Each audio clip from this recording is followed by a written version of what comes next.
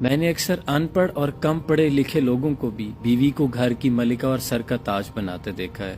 جبکہ اس کے برعکس بڑے بڑے ڈگری ہولڈرز کو بھی بیوی کو پاؤں کی جوتی یا اس پہ ظلم و ستم کرتے ہوئے گھر سے نکالتے دیکھا ہے۔ اس بات سے فرق نہیں پڑتا کہ آپ کتنی بڑی ڈگری ہولڈر ہیں، شعور تربیت سے آتا ہے۔ ڈگریاں تو محض تعلیمی اخراجات کی رسید ہوتی ہیں، اور اگر اللہ نے مرد کو عورت پہ ایک درجہ فضیلت بخشی ہے تو اس کا ہرگز یہ مطلب نہیں ہے کہ آپ اسے اپنے آپ سے کم تر سمجھیں۔ کائنات کا سب سے پہلا گناہ یہ تھا کہ میں اس سے بہتر ہوں، اس لیے اللہ نے آپ کو فضیلت اس لیے بخشی ہے کہ آپ اس کی عزت آبرو چادر چار دیواری کے محافظ ہوں،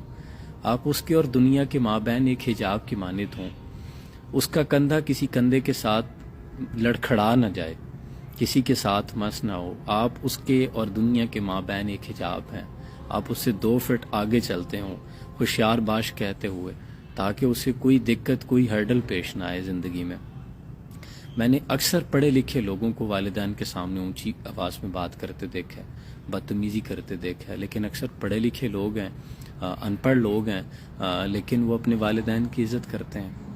تو تعلیم کا تعلق جو ہے وہ آپ کے کردار اور آپ کے نظریہ، آپ کی سوچ، آپ کے اخلاق سے ہوتا ہے کہ آپ کتنے تعلیمی یافتہ ہیں۔ تامرد سخن گفتہ باشد، عیب و ہنر نہ استہ بات شد۔ جب کوئی شخص بات کرتا ہے تو اس کے عیب و ہنر کی پہچان ہوتی ہے، اخلاق سے پتہ چلتا ہے، ان چیزوں سے نہیں ہے کہ آپ نے کتنے نمبرز حاصل کر لیے ہیں، کتنے ڈگریاں لے لی ہیں۔ کہ سارے نہیں ہوتے الا ماشاءاللہ جن کو اللہ نے ہدایت بخشی ہے، پڑھے لکھے بھی ہوتے ہیں، عاجز بھی ہوتے ہیں، لیکن اکثر جو مشاہدے میں بات آئی وہ اسی طرح آئی۔